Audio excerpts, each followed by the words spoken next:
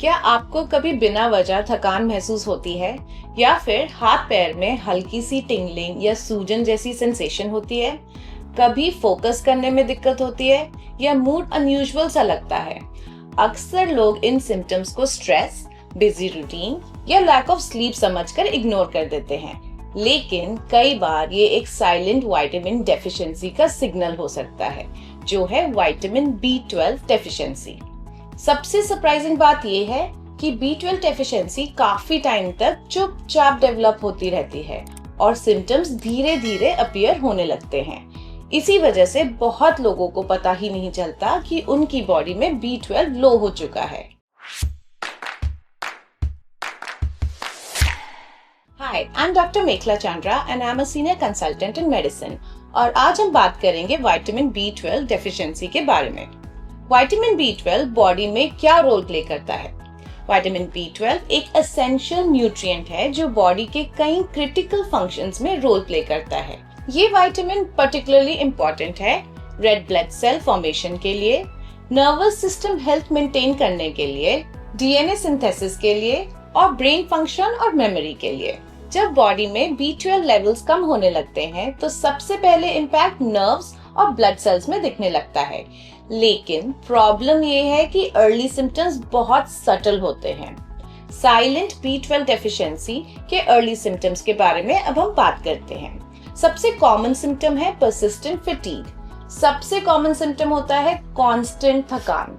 अगर adequate sleep लेने के बाद भी आपको एनर्जी लो लगती है तो कभी कभी इसका रिलेशन B12 डेफिशिएंसी से हो सकता है। विटामिन B12 RBCs यानी कि रेड ब्लड सेल्स बनाने में भी हेल्प करता है। जब ये विटामिन लो होता है तो oxygen delivery for body tissues तक इफेक्टिवली नहीं हो पाती, जिससे फटीग डेवलप हो सकती है। सिवियर केसेस में B12 डेफिशिएंसी अनीमिया कॉज कर सकती है। इस सिचुएशन में रेड ब्लड सेल्स हेल्दी तरीके से डेवलप नहीं कर पाते। इसका रिजल्ट हो सकता है पेल स्किन, माइल्ड ब्रेथलेसनेस और रिड्यूस्ड स्टैमिना। अब बात करते हैं एक बहुत कॉमन सिम्टम के बारे में, यानी कि टिंगलिंग या numbness in your hands and feet. अगर आपको कभी कभी पिन्स एंड नीडल्स जैसी सेंसेशन महसूस होती है, स्पेशली इन योर हैंड्स या फीट में, तो ये विटामिन B12 डेफिशिएंसी का अर्ली साइन हो सकता है। विटामिन B12 नर्व इंसुलेशन यानी कि माइलिन शीथ, जो इंपल्स ट्रांसमिशन में हेल्प करता है, को मेंटेन करने में एक बहुत इंपॉर्टेंट रोल प्ले करता है। इसकी डेफिशिएंसी नर्व सिग्नल्स को अफेक्ट कर सकती है। Another common symptom is brain fog और पुअर कंसंट्रेशन। कई लोग नोटिस करते हैं कि उन्हें फोकस करने में दिक्कत हो रही है या उनका माइंड फ्रीक्वेंटली डिस्ट्रैक्टेड रहता है। इस कंडीशन को कॉमनली ब्रेन फॉग कहा जाता है। B12 डेफिशिएंसी ब्रेन फंक्शन और न्यूरोट्रांसमीटर बैलेंस को इम्पैक्ट कर सकती है, जिससे कि कंसंट्रेशन और मेंटल क्लैरिटी अफेक्ट हो सकती है।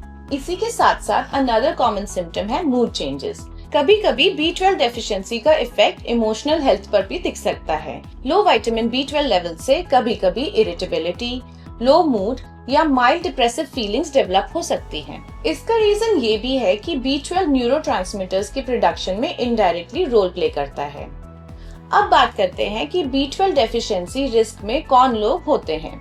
कुछ इंडिविजुअल्स में B12 डेफिशिएंसी का रिस्क रिलेटिवली ज्यादा होता है, जैसे कि स्ट्रिक्ट वेजिटेरियंस या वीगन्स, क्योंकि B12 प्राइमरीली एनिमल फूड्स में मिलता है। कुछ लोगों में जिनमें गट एब्जॉर्प्शन की कैपेसिटी रिड्यूस हो सकती है, उनमें ये दिख सकता है, specially in cases of elderly. Long term acidity medication use करने वालों लोगों में भी ये रिस्क फैक्टर बना रहता है। या कुछ डाइजेस्टिव कंडीशंस जहां न्यूट्रिएंट एब्जॉर्प्शन इम्पेयर्ड हो रहा है, जैसे कि सीलियाक डिजीज। एक और बहुत कॉमन ग्रुप है पेशेंट्स जो मेडिकेशंस पे होते हैं, स्पेशली एंटी डायबिटिक मेडिकेशंस। अगर आप उनमें से एक हैं तो अपने डॉक्टर से जरूर कंसल्ट करें and discuss about B12 deficiency. अब बात करते हैं कि इसकी डायग्नोसिस कैसे हो सकती है। B12 डेफिशिएंसी डायग्नोसिस का सिंपलेस्ट वे है ब्लड टेस्ट। अगर सिम्टम्स प्रेजेंट हो और B12 लेवल्स बॉर्डर लाइन हो तो डॉक्टर्स कभी कभी एडिशनल मार्कर्स जैसे कि मिथाइल मैलोनिक एसिड या होमोसिस्टीन भी इवैल्यूएट करते हैं। अर्ली डायग्नोसिस इम्पोर्टेंट है क्योंकि प्रोलॉन्ग डेफिशिएंसी नर्व डैमेज को वर्सन कर सकती है। तो चलिए अब बात करते हैं ट्रीटमेंट की। विटामिन B12 डेफिशिएंसी का ट्रीटमेंट बहुत आसान है और ये कॉज पर डिपेंड करता है। माइल्ड केसेस में ओरल सप्लीमेंट्स दिए जाते हैं और सिवियर डेफिशिएंसी में B12 इंजेक्शंस लगते हैं। डाइट में डेयरी, एग्स और मीट इंक्लूड करें। रेगुलर फॉलोअप जरूर करें ताकि लेवल्स नॉर्मल हो जाएं और सिम्टम्स जैसे कि वीकनेस और टिंगलिंग इंप्रूव हो जाए। तो विटामिन B12 डेफिशिएंसी अक्सर सिम्टम्स नहीं देती लाउडली, ये क्वाइटली डेवलप होती है। Unexplained fatigue, tingling sensations, brain fog या मूड चेंजेस जैसे सटल साइंस को इग्नोर करना कभी कभी लॉन्ग टर्म प्रॉब्लम्स क्रिएट कर सकता है।